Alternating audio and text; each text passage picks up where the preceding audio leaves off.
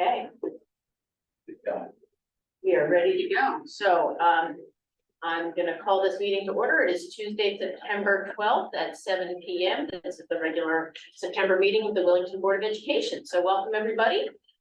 Thanks for being here for our first in-person hybrid meeting in quite some time. And thank you to those who got the room ready for us. We do appreciate that. We start our meetings with the Pledge of Allegiance. So if you will point.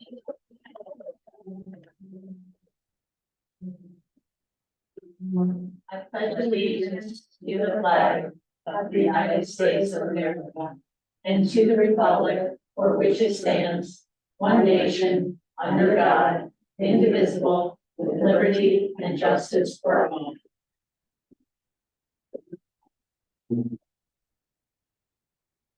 have to have that awkward pledge of allegiance anymore. We were like all together. It sounded much better, I must say.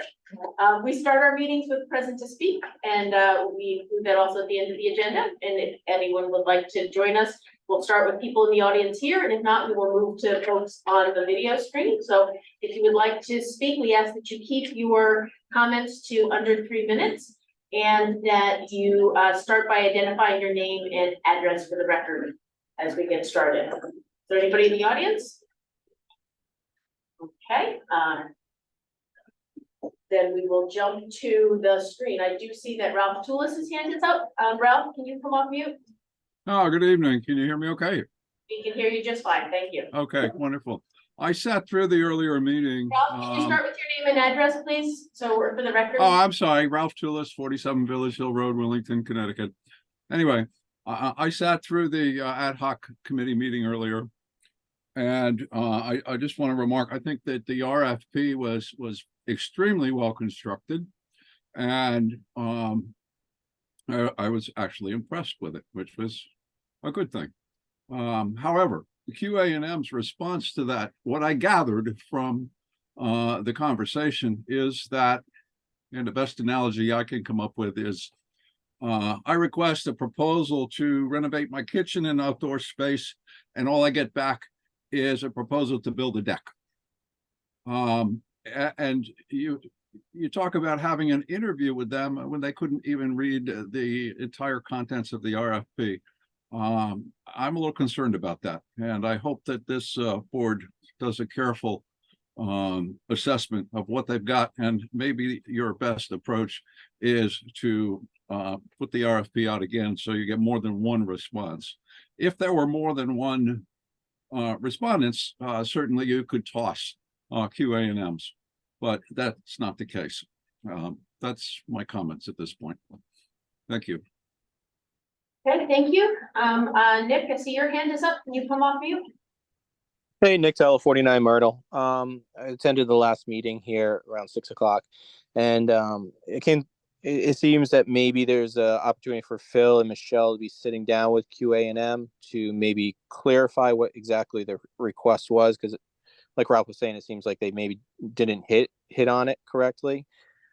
If that discussion was to happen, I think it would be highly advisable to have that in a special meeting setting, where the public can listen in on that, because as far as what Michelle and Phil may try to push on them, may not be what everybody agrees with, right? And I believe that everybody should be able to listen in on that and understand what is being pushed. And that's all I have for now. Thank you. Matt, I see your hands up. You can come off mute. Oh, you are. You're good. Yeah, Can you start with your name and address, please, for the record, and speak a little louder? yes, this is Matthew Clark, 42 Burt Latham Road, Willington, Connecticut. So I too attended the first meeting with the ad hoc school building committee, or subcommittee, I guess it is. And I'm a little bit concerned. I mean, I share Ralph's reaction. I would recommend against interviewing a firm that didn't read the RFP. So, or at least, I don't know. I mean, I don't know how you could answer Well, it appears that they didn't read the RFP, so I would recommend against that. I would give, you can give them another try, I guess, but I wouldn't do that.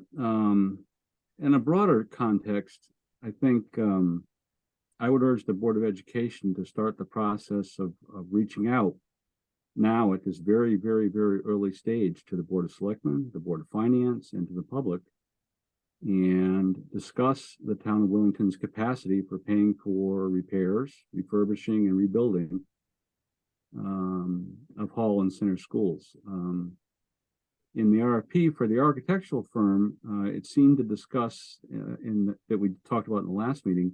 It seems that you would be assigning the architect with the task of understanding our town's ability to fund our schools or our school rebuilding program. And that's not something that architects usually do. They're usually about buildings, not funding. I guess what I'm saying is that, calculating what this is going to cost is one thing, and calculating Willington's ability to pay is quite another thing.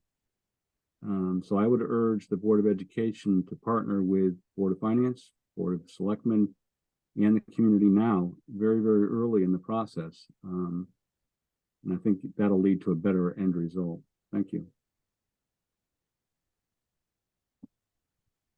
Okay, last call for anyone online for present to speak. If you can either raise your hand using the reaction button, or you can come onto the screen by starting your video so we can see you and you can manually raise your hand that way. Seeing none, last call for folks in the audience. Is there anyone who'd like to speak? Okay, so then moving on, next on our agenda is the chairman's report. And I have nothing to report at this time. So next on the agenda is communications. There we're done. And there were no communications. This is gonna be a record-setting short meeting possibly. No, I don't wanna jinx this. Okay, sorry. Moving on to the superintendent's report, which I should note goes from A to J. Yes, So maybe yeah. not. This is quick too. So we had a great opening to school, convocation and professional development sessions were well received by our staff. We had PD on project-based learning and the writing revolution, which ties to our letters work, professional development that we've done. And obviously we had lots of other meetings along the way during that time. The meet and greets that we had were extremely well attended, both schools.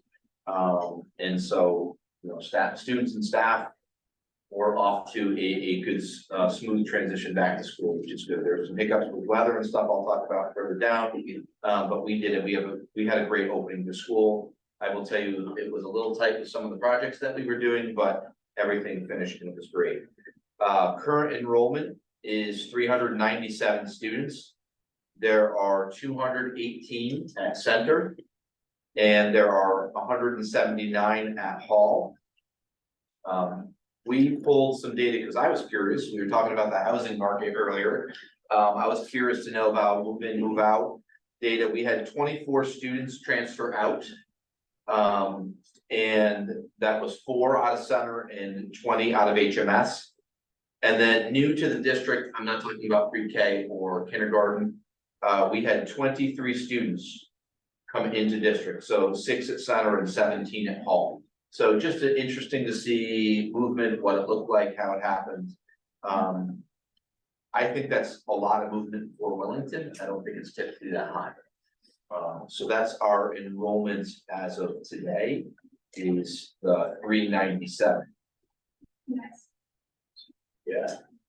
The new students moving in at kindergarten, do you have numbers for CES and the GS? I'm curious. For new students coming in, 6 new students at Center and 17 at Hall. It was interesting because for the transfer out and transfer in was very simple, Yeah. weird. Yeah, sometimes that can create It can skew a grade or, yeah, big buffer, so it was good. Apologize, I'm right out there. Okay, the Coventry bus strike. So this was one of those starting the schools that was interesting for us. I was notified on Wednesday, August 30th about the potential bus driver strike. and the impact on Willington. I was told initially, no, there would be no impact, and then I got an email and I said, hold on. Started asking some questions. So as you know, our contract is not up for negotiations right now. But our Willington drivers are under the same Teamsters Local 671 umbrella. That's where the issue came in. So I notified families that we were unsure if we would be impacted or not. I was assured our drivers would be there, but I couldn't guarantee Teamsters we're not gonna block lots, or that drivers said they were gonna show up and wouldn't. So, you know, I just let parents know to be on the lookout for an early morning communication for me on September 5th. That was the day the strike was gonna happen. I will tell you that I drove back and forth from the bus lot starting at 5 a.m. If they saw me, sorry, I just need to make sure. I went back between the truck stop and the Hancock Road, back and forth many times. All the drivers showed up, and so I sent out a communication to families. At this point, I don't expect any impact. Our transportation hasn't had any hiccups. Our local drivers have been great despite the Coventry strike, which is actually still going on as far as I understand. They don't have a commitment yet. So thank you to our local drivers for following through on that commitment, because right now parents are all driving their students to school in Coventry. The other hiccup I'll say that we had during the first week was the emergency dismissals. The heat wave decided to have the summer in the first week of school. It disrupted 3 days of school for us, Wednesday, Thursday, and Friday. We did notify families about the early closure the day before the occurrence, just because the area superintendents and I, when we talked, we wanted to make sure we notified people as soon as they could, so they had childcare, because we know it's hard. I will tell you, our classroom temps typically started in about 79 degrees and went well into the 80s. And it's just that lack of, and it was both schools. I will tell you, Hall School was worse of the two. But it was warm. There's no ventilation at Hall, so bringing in fresh air in the morning would last until about 9 o'clock, and then it would just get super hot in there and stagnant. So I also will tell you that yesterday the classrooms were still 79 degrees when we walked through the door. So when I say it doesn't go anywhere, it takes time. So thanks to all of our parents and staff for being flexible on that, and hopefully we don't run into that again. Because we just do not have enough AC locations in the schools. We have some where people can take breaks and classes can rotate in and out, but not enough to keep them for a full day. If you've worked in that, it's exhausting. I did get a very nice email from an individual I will not name that said, thanks so much for doing it. I work in a different district that we do not do that. And everybody was lethargic and we just walked around soaking wet all day long. So I think it was supported by our families. And I did actually, you know, that I will use any waking second I can for professional development.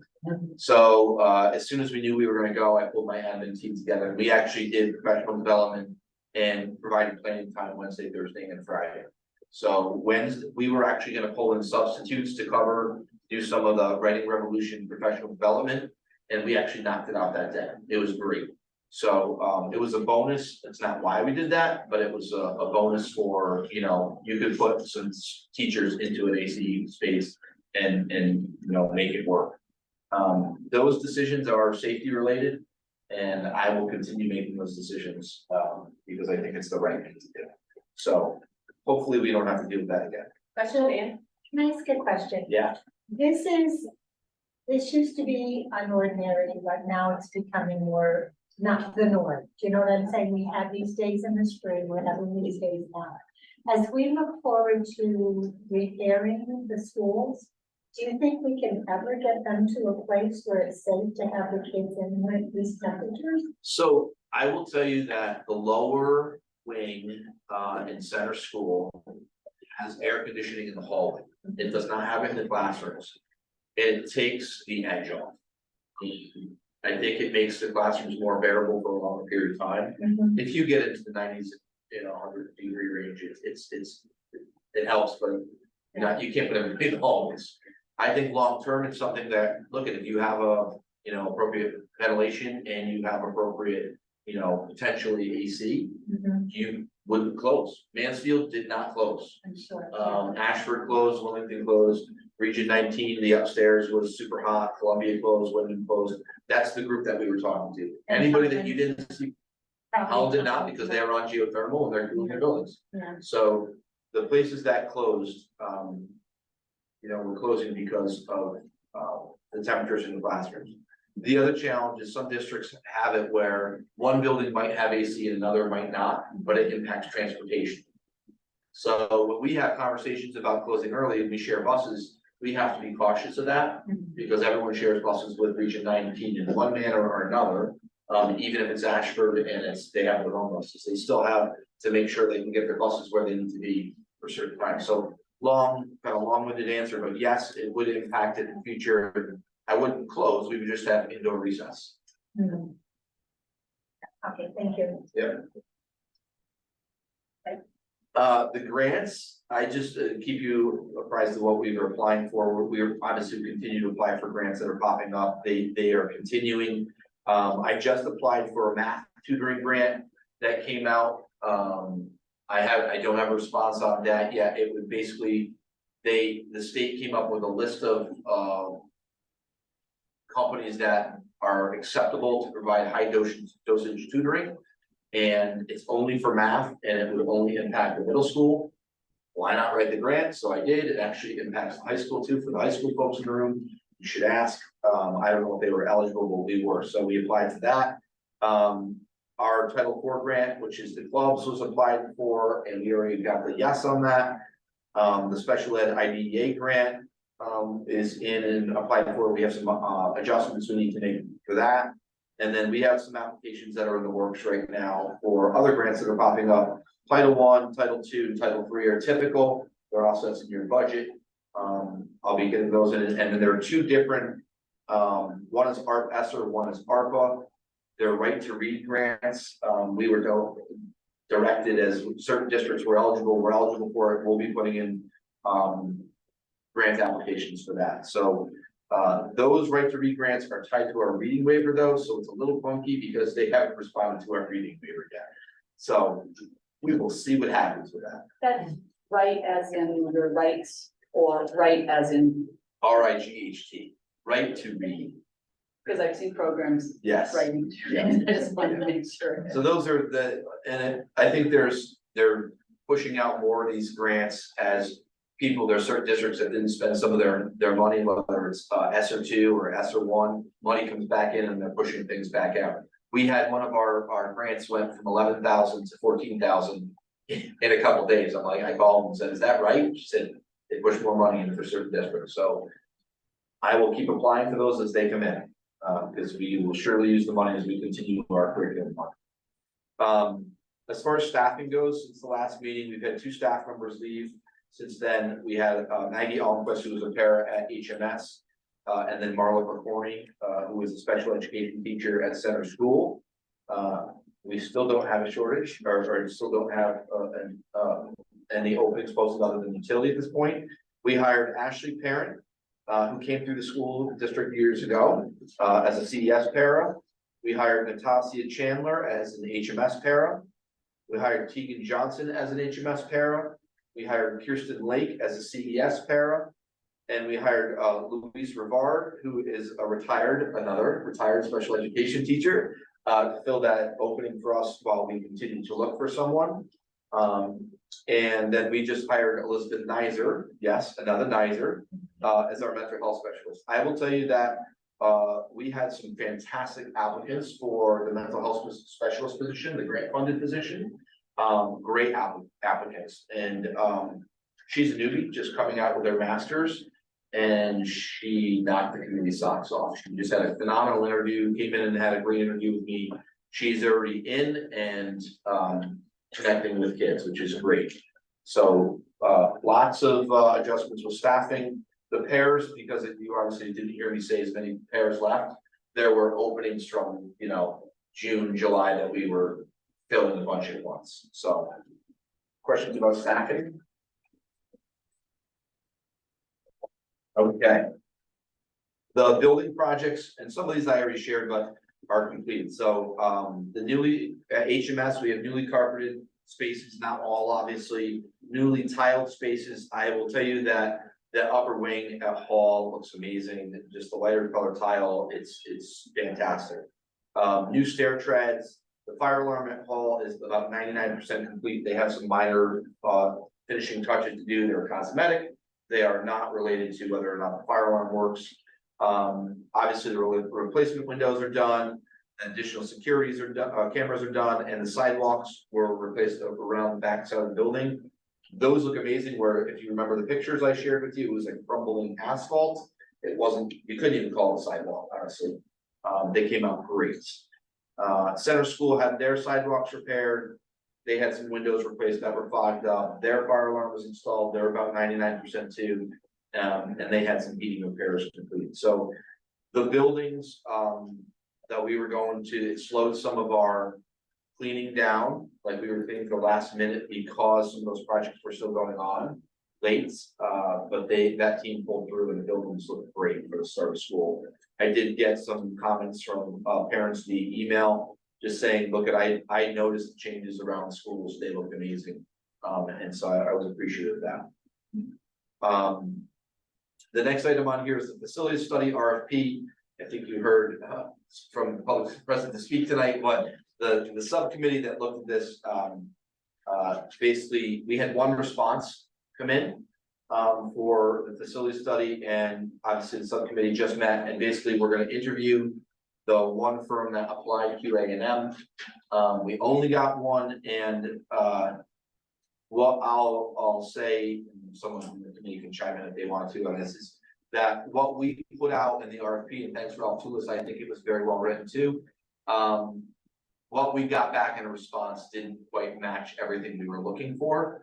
They added more details and more things that we are not looking for, and I'm just not sure if they did it as a result of knowing SBC work.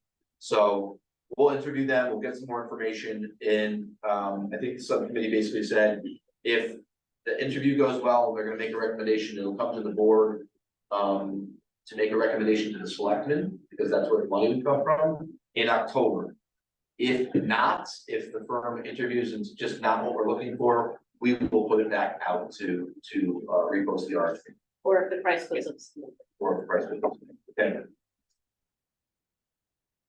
And then the upcoming events, just some things, I don't have the exact dates yet. Curriculum nights are gonna come up in October. I can share those with you if you're welcome to. Some of you will probably be there anyways. But if you want to join the curriculum nights at either school, you're obviously more than welcome to do that. We have a half-day professional development this Friday. We actually laid out the entire year, and we're sharing that with staff now for all of our PD days, half days, early closings. And there's a lot of work that's being done. So there's math that's going on, there's project-based learning that's going on, the writing revolution is going on. There's a lot of PD that we're doing. So, and it's all tied to curriculum work and instruction. And then thanks for those that have responded so far that for the walkthroughs. We have 4 walkthroughs scheduled for 4 board members. There are 2 separate times, and then Brenda's still working on others. So I know she was working with you, I think today. If anybody else is still looking for a tour and you haven't confirmed yet, just let me know. We'll get into both buildings, you can walk around and see both what does it look like with instruction if it's during that day, but also what is the kind of state of the building. And then my other was, and I couldn't remember, did I communicate the lunch outcome? I couldn't remember if I did or not. I did not.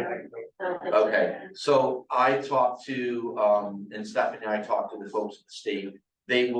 We are not allowed to use our school lunch fund to fund lunches for kids that don't qualify for free or reduced. I shared my opinion on that. I understand their reasoning for it. I think they heard me say that, somebody might not qualify by $10 and they're still struggling to buy food. It didn't matter. It's just a requirement of USDA. I'm gonna tell you we're gonna make sure our kids are fed. And so that's the bottom line for us. So if there's rolling enrollment for that, we'll continue, with what we're doing. But it was disappointing. So think in the future, if that fund stays as high as it is, because they told us, well, you have to spend it down. I said, I gave you a great way to spend it down, and you don't like it. We'll look at, again, continuing to repair equipment. We did hire somebody else. They're doing breakfast sandwiches. They're testing those out. But in the end, if we have to raise our lunch prices, you're gonna hear me advocate not raising lunch prices at all. They do a calculation every year. They tell you should be raising your lunch prices based upon what you're getting back. I have a real hard time doing that. If we have $200,000 in fund that we should not have to. So I have actually a couple things on the lunch fund. You're gonna wait till financial report or bring it up here? Is it specific to the question of how we spend down the Yes. existing pieces? We can use it. So there are two things. I spoke with Lisa at Center, and this idea has been floated around a few times. Yeah. And she would be interested if we did purchase popcorn machine for Center Elementary. There's a lot of things you can do with it, and popcorn's a really cheap, not cheap, inexpensive food. There's, it's a high profit margin of movies there for a reason. But it's something the kids would probably really enjoy if, when class gets a, popcorn break or something like that. I think would be, I think it'd be great for Center, that'd be something we could spend that fund on. I can look to see if it fits into the USDA guidelines and what we're required to do. I'll find out. Okay.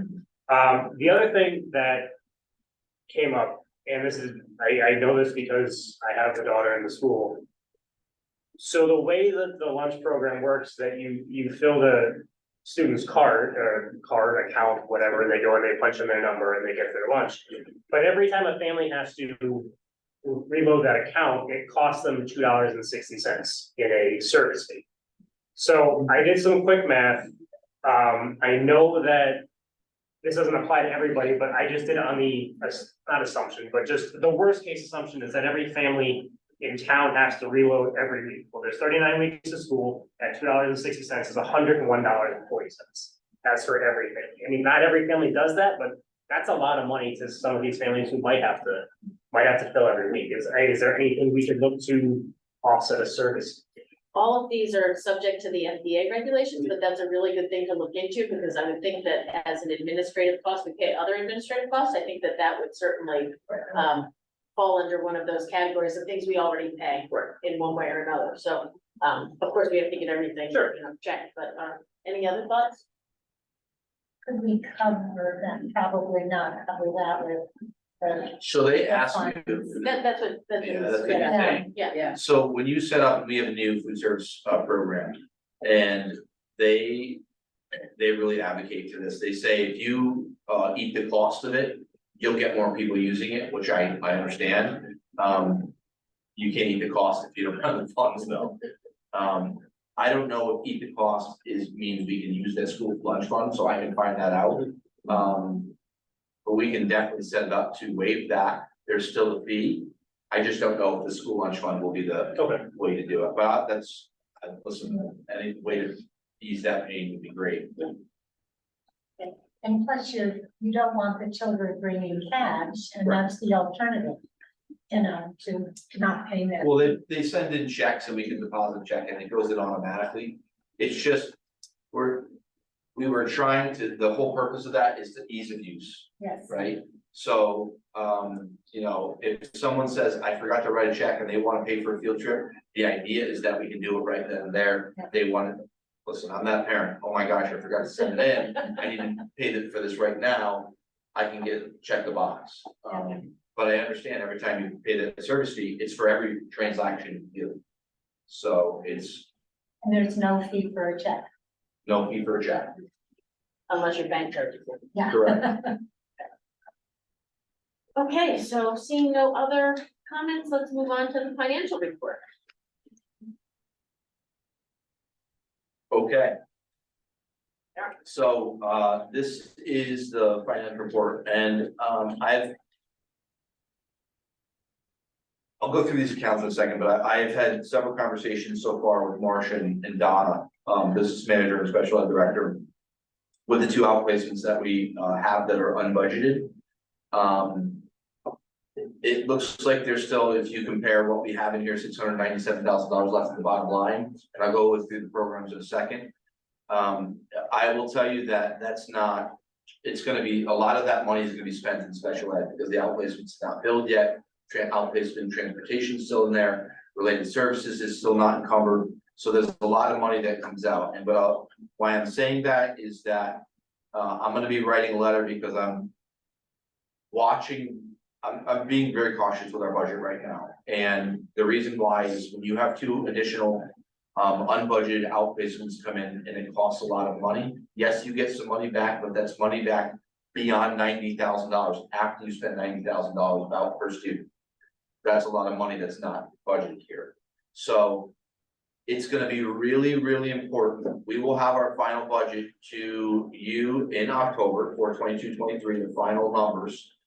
And then that will be the night where you're gonna vote on requesting funds from the Board of Finance to go back into the non-lapsing fund. I can't tell you how important that's gonna be this year. Because if you don't get that 150,000 back in, because right now you have about 100,000 in your non-lapsing fund, it's not gonna cover your costs. Like, I say I will probably freeze the budget. Because it just will be really, really challenging to get through the year. Because you have to pay for your special education costs.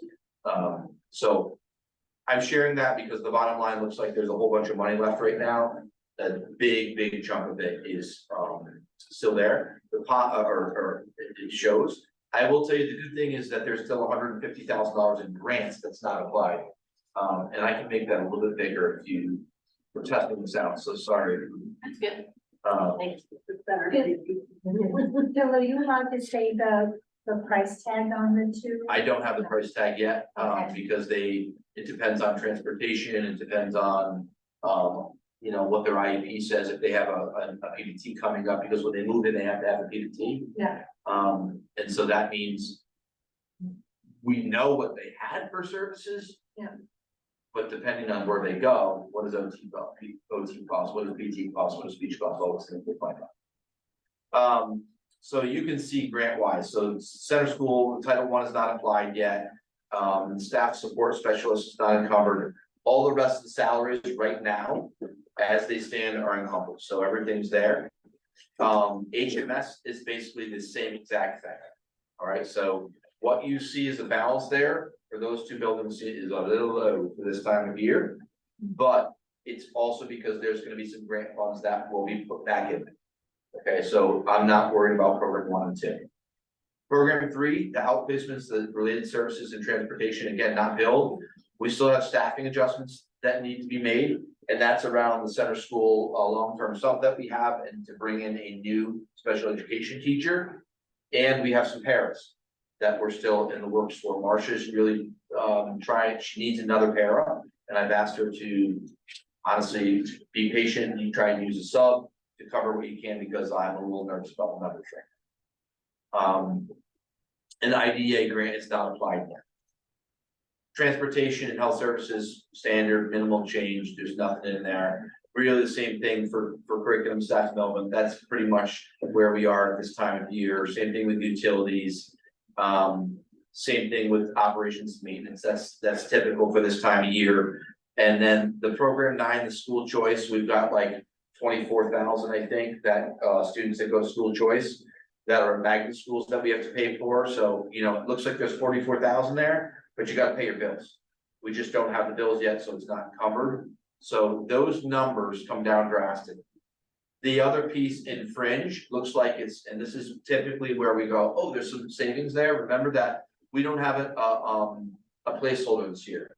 We decided to remove it because it's not been used. Of that 144 that's left, it's trued up, as Donna and I would say, it's trued up. However, there's still a couple people that were coming in that we'll have to see if they take benefits or not. And the other piece is there's about $60,000, and we're working on this because I don't like this picture.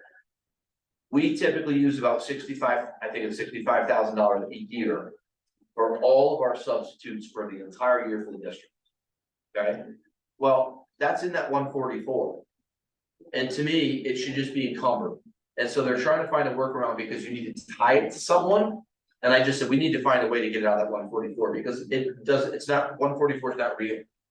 If you know you're gonna use the 60,000, we need to encumber it to move it over to the other line to see what the balance is. So I expect that number is gonna be closer to 40. And when I looked at, I did some really raw math today. It would be very, very, very tight to pay for 2 out-of-district placements with what's there without getting non-housing funds. Very hard. So I'm giving you the heads up. Steph Summers, Chairman of the Board of Finance, has given me emails on a monthly basis, just checking in and see where it's at. I'm actually gonna send her an email now to say, okay, it's coming next month. I wanna give you a heads up. This is really critical if the Board of Ed approves it, that 150 is going to have to cover that out of district placements, and that's really what that fund is intended for. So that's the budget. I don't know, if you have questions, comments about what I had to say there. Yeah, because I just have one question, with the fringe benefits and substitutes. What you just said, is there a way to have that not be in the same line? So it's within the program. And so within the fringe, so you'd have to create a new program. And even though it's called fringe substitutes and benefits, there's a lot that goes into that. So like, there's probably, and I'm gonna guess, probably 30 different items, and that's where I'd have to go back to the budget document, that page. You know, the page in the document where I say, here's program 10, and I list all of the things that are in there. It's everything that's in that. And so we could create a new program. But it would only be substitutes. And it's better to do that during the budget creation rather than the budget And I accounting. don't- So if it's something we wanted to do, we could do that during this next budget cycle. So stick a pin in That that would and make bring it back. sense. up. It'd be much easier if they're trying to talk to Tyler Technologies who has the program. If that's possible, just to encumber it. Problem solved. Either that or I'm gonna write in there every single month in your note, $65,000 is not encumbered for subs. That works too. You know, We it can does, manage- we can manage that. I don't like showing a bottom line It that, doesn't look. right, it's almost like I wanna go minus 65,000 for this, minus 65,000 for OTPT, minus 65,000 for special ed transportation. The list goes on, because those things are going to be used, those are students that are in the district right now, we know it. We just don't have bills yet to inform. Other questions? Okay, we're gonna move on to new business. First new business is to approve the regular meeting minutes from our August 2023 meeting. So Thank you, Arthur. Is there a second? Laura, thank you, Laura. Any comments or questions about what was in there? The only thing was the date of the next meeting was not. It was wrong. Okay. We can assume that we got it right, okay. But make a note for whoever's doing it for next time. Don't rely on that, good point. Okay, so let's move that to a vote. All in favor of approving the regular meeting minutes from August 2023, signify by saying aye. Aye. Okay, it was unanimous. Okay, moving on to new business B, approving the curriculum committee meeting minutes for August 2023. So there was a curriculum meeting last month. I was not there. But do you want a motion? I make a motion to accept the committee, curriculum committee meeting minutes. Thank you, Laura. Do I have a second? I'll second. Thank you, Anne. Any comments or questions about the curriculum committee meeting? Nope. Can I just make a reminder that you do not have to attend a meeting to accept minutes? You're just accepting the minutes, so you don't have to say no to if you weren't there, as long as you read them and it makes sense, that's the end. Thank you, because Yes. there's always a question that comes up, and we're It always, is, always good to reconfirm you that. don't have to be there. Okay, all those in favor of approving the curriculum committee meeting minutes, signify by saying aye or raising your hand. Aye. Okay, unanimous. Moving on, new business C, memorandum of agreement for WESS staff support specialist. And that's the piece of paper that's on your, in front of you? Correct. Yes. Yep. And so we moved that utility position into the regular budget, one for each school, if you remember. And our negotiations committee met to discuss the pay rate, if you remember, that came up last meeting. And we also talked about the position name. The position name has been changed from utility staff to staff support specialist, which I think is a much better name. Better on your resume? Yep. Yeah. And the pay rate proposal was for that pay rate to be aligned to the paraprofessional group pay grid, as opposed to the duty clerical grid, which was lower. I think it more accurately reflects, and I think, you know, Arthur can speak to this. He saw the work that these folks did. And this is more aligned with where I think the range should be. So the union rep read this, the attorney has read it, everybody was happy with it. I will tell you, the union, one in front of you, the union rep already signed off on it, so it tells you where they stand on it. And so basically what this would do is it would formally become a position in the contract. And then what would happen is, just like any other position, if you were like, hey, we just can't fund that this year, it just would not be funded. The position would remain in the contract with the name, but it wouldn't be removed. So we still have duty clerical aides in our contract, but we don't fund them because it's not something that we need. If that makes sense. This adds the name to it. And obviously I'm recommending that you approve the MOA. And so it'll move forward. So just to be clear, signing this contract does not mean that we are in any way promising that we are going to continue to fund a position like this in the future. Correct. It's done year by year on the budget. Correct. Arthur, did you have anything you wanted to add on the conversation? No, I'm very happy with the way the meeting went, and I'm very happy with the adjustments we made to the period. I think it's gonna be very beneficial to these staff members, so. They're certainly essential members of our Yes. staff and very hard work. 100%. Questions, comments, Do Laura? we make a motion? Should we sign? How does that? So the way it works is we do need a motion in a second, we will vote on it, and once it's accepted, then I sign on behalf of the Board of Education. And it goes Just to our copy. Your We copy. don't each have to sign. You're right. There's probably something we do, but that's not it. Fair enough. Other comments or questions? It's pretty straightforward. Okay, so I'll take a motion. I'll make a motion to accept the memorandum of agreement for the staff support specialist. Thank you, Arthur. Do I have a second? Second. Thank you, Tracy. Any more discussion? Okay, all in favor of supporting of approving the memorandum of agreement before you for the staff support specialist position, signify by saying aye or raising your hand. Aye. And it's unanimous, and that passes too. Okay, math curriculum, 8D. So I'm sure you got the email with the 1,000 pages. The subcommittee met on the 8th, shared their feedback with Dr. Conley and myself. We had a good conversation. The edits, Aaron made the edits very fast into what was suggested. I think there were some good clarifying questions that were shared within the math curriculum for the committee, and I think they were happy with it.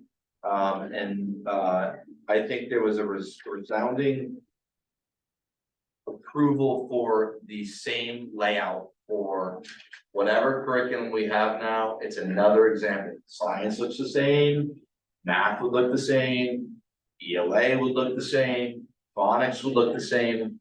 And so we had a good discussion about that. And so I think they wanted to put it in front of the full board for feedback. Fully understanding, you had about a month to look at it. It's 1,000 pages. So I don't know what feedback you have or thoughts you have on it. And just a note on process that this is not necessarily up for a vote tonight. This is for feedback, and we have a second meeting and we will vote on it in October. So we do have more time to read your 1,000 pages. Do not panic. You did not get through them with the start of school and how busy it's been the past couple of weeks. But if you have any questions or comments, we can take them now, or you can provide them in writing to, Dr. Stevens.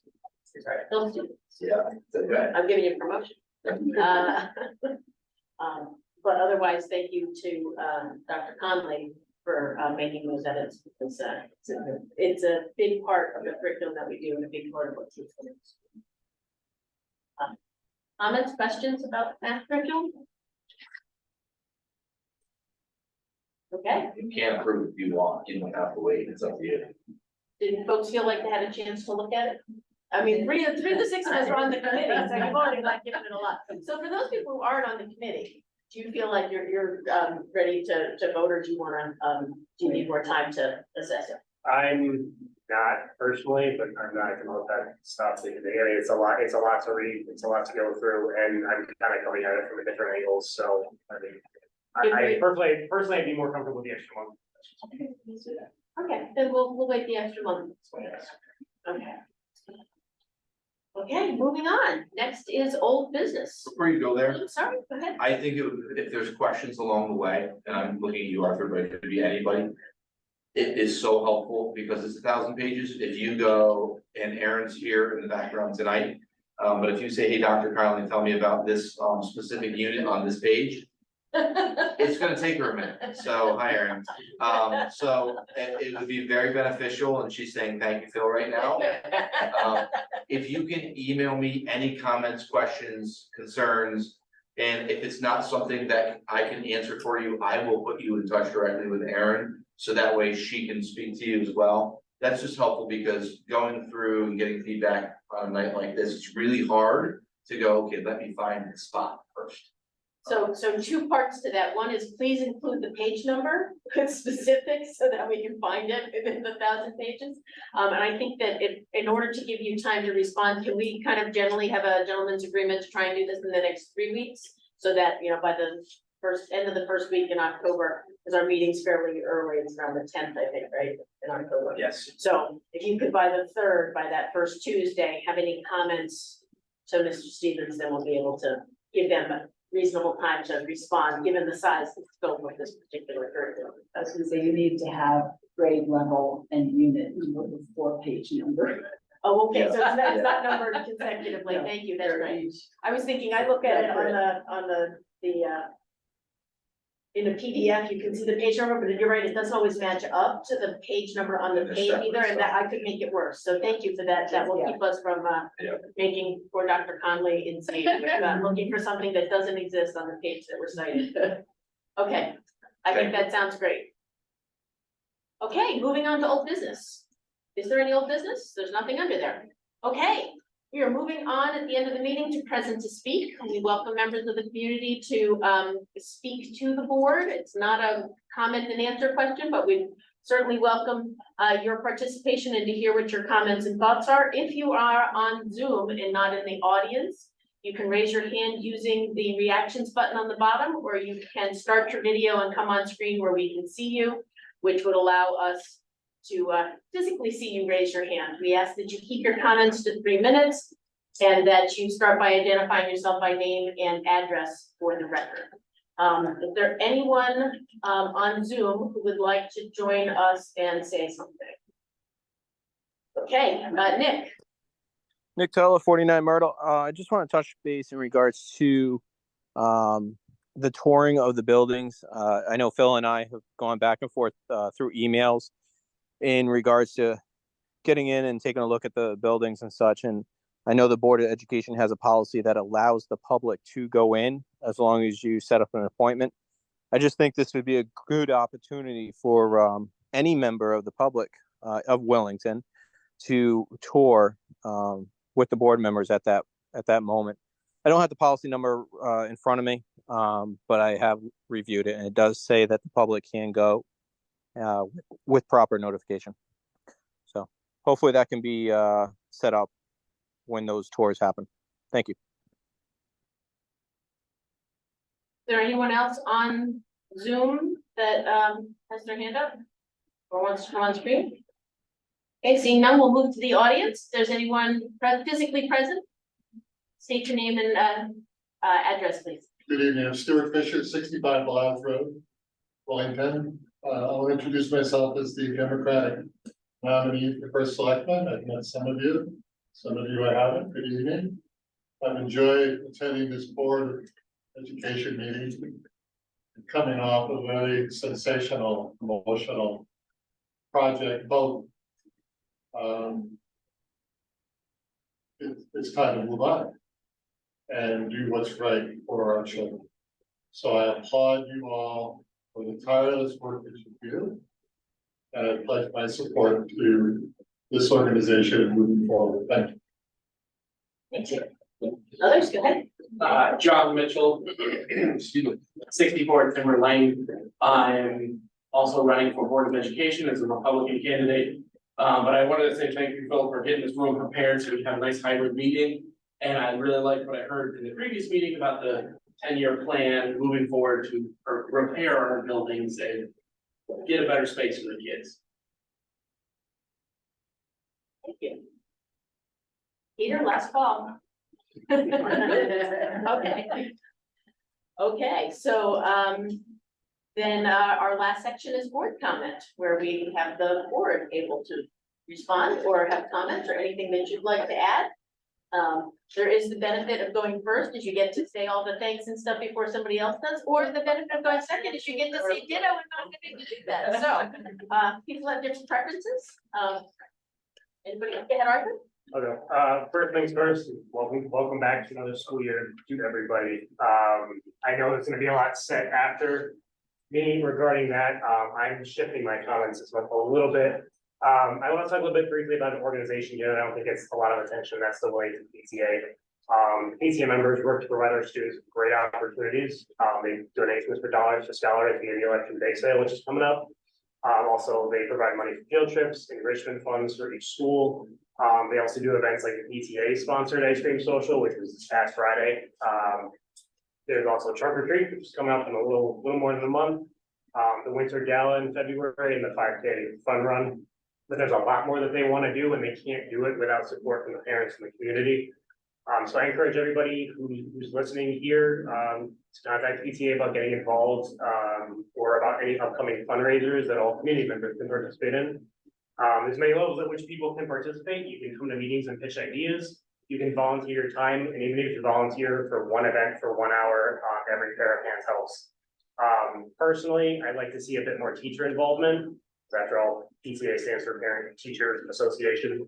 I know every teacher in this town sees their kids every day. They know what they like. They know what the trends are. Sometimes better than the parents do. And I'm sure they have some fantastic ideas for events or fundraisers. So if anyone's looking to get involved more in their child's educational experience or with the kids in town in general, PTA is a great way to do so. If you're interested, you can contact them at membership.willingtonpta@gmail.com. A little bit of a shield there, so. That's okay. Can you give the email address one more time to make sure that we've got the spelling right? Absolutely. Membership.willingtonpta@gmail.org. Okay, thank you. Thank you. Okay, next. Yeah. I'll go next. First of all, I want to thank the bus drivers. I think it's great. I know how hard it is not to have solidarity, but I think it's wonderful that they stood by the children of Willington and everybody's getting to school safe and sound. So thank you so much for them, and I wish the Cobble Trade drivers luck too. I want to thank Erin for the math curriculum. She's just phenomenal. She pulls all these things together. So thank you, Erin, for that. And the teachers who she's worked with. I think part of what she does so well is to collaborate with all the teachers to produce the curriculum. And thanks for a great start to the school year for teachers, staff, administrators, everyone.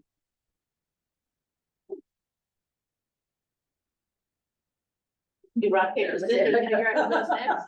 I'll go next. I'm trying not to just jump in, letting other people if they want to go.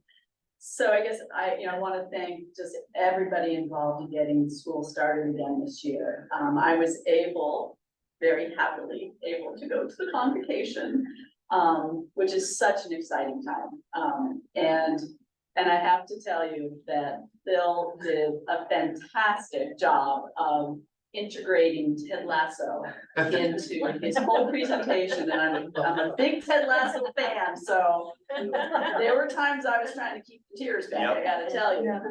But it was a fabulous conversation, just one at the beginning of the year, and all of the work that goes into getting school ready in the fall was very evident. The work the custodians do, maintenance through the summer, the work the teachers are doing, getting their classes up and ready to start and be blasted by a horrendous heat wave, which it seems to be happening more and more.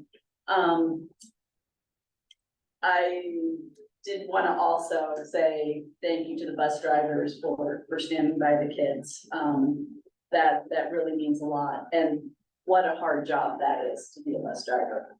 You know, having a few days off might be welcome. I don't know. Wanted to say welcome to the new folks coming on. And a special shout out to Liz Nizer, because I had her in Eastern my first year in the spring of 2020, when we went through a lovely shutdown and learned how to teach remotely. She was in the class that actually helped me figure all of that out. I was so excited to see that, she's coming like to the home base here. But welcome to everybody else. And I'm looking forward to a great new year. I'm so happy to be meeting here in person, hybrid, right? Trying to make it work for everybody, so everybody can participate in our meetings. Great, Go. Ditto. Whatever Tracy's gonna say, that too, I'm sure. I did make it a little bit of a silly but important goal to remember Mr. Polino and Mr. Jensen's names, and I practiced it all summer. And I made Mr. Polino a little bit unsure about who I was and what I was talking about when I was shouting his name, seeing him places. But boy, that particular piece of our faculty family is really important, and we're very grateful for them and all of those folks out there helping our buildings as we try to improve them and fix things along the way. And just welcome, and here's to continuing to go about the school year in a way that is fresh and new and positive and collaborative.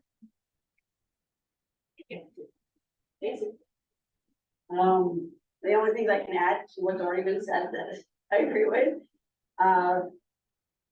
Would be, thank you, Phil, for continuing to look for these grants and going for them with the million hats that you already wear. I'm sure it takes a lot of time, but it's giving us opportunities for more. We have to do more than we could without them.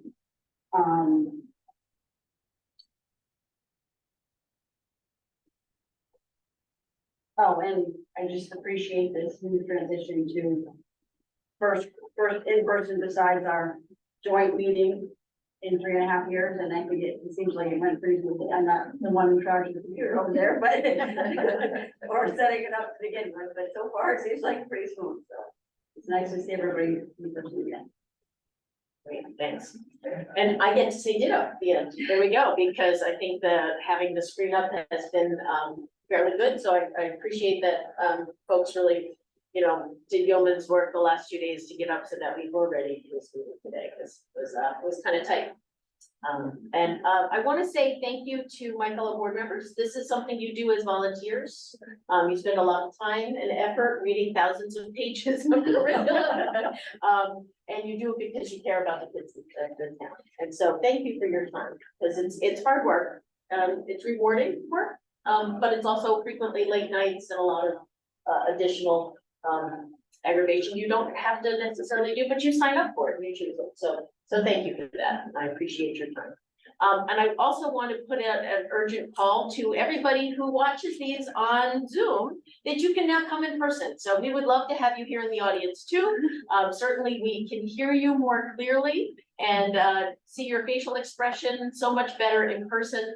So we do encourage you to participate that way. Of course, if you're home with kids, the only way you can participate, we've gotten so many more people through the use of Zoom to participate this way. So we're going to go ahead and continue with the hybrid meetings as long as we can. But I think that it's a really good way of being able to connect with the community, create a recording without having to have the camera on that we used to have tied up to the corner with that video going forward. But to also encourage you to email us if you have comments or questions. Not everybody feels comfortable coming on Zoom and making comments. Although we don't reply to every single email we get, because we do get emails, and not all of them are appropriate for any one of us to reply, we do all read all of your emails. So if you have thoughts that you are not able to express on the call, especially if you're doing multiple tasking with kids, we do want to hear from you. So please email us, and that's another form of communication if you can't come out to meetings or join us on Zoom. So with that, I think I will take a motion to adjourn. So Okay, so we have Arthur for the first and Laura for the second. All those in favor signify by aye. Aye. Okay, and it's unanimous. Thank you. The meeting is adjourned at 8 p.m. And I think we set a record tonight for the fastest meeting we have had in a very long time. Thank you all for your capacity to move quickly.